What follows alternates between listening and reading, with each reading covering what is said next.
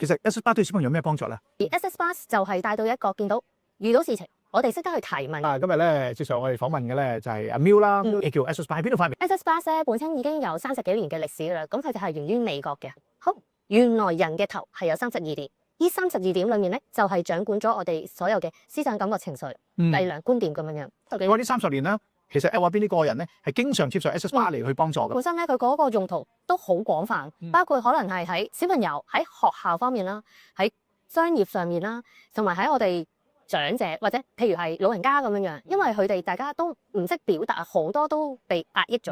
而透過 SS Bus 嘅時候，我哋只要輕輕咁樣去求嘅某一啲點嘅時候咧，佢就可以去釋放。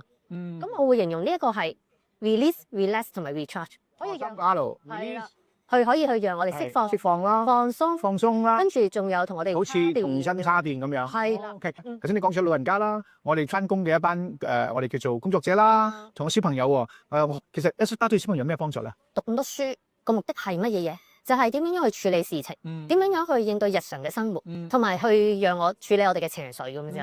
而 SS Bus 就係將我哋去帶到一個見到遇到事情，我哋識得去提問嘅，去打開每一道門，從而去解決唔同嘅嘢。你會見到人生係好多可能性，好多嘅選擇。係咪好似幫小朋友打開佢個腦筋，我哋開竅係咪咁嘅意思咧？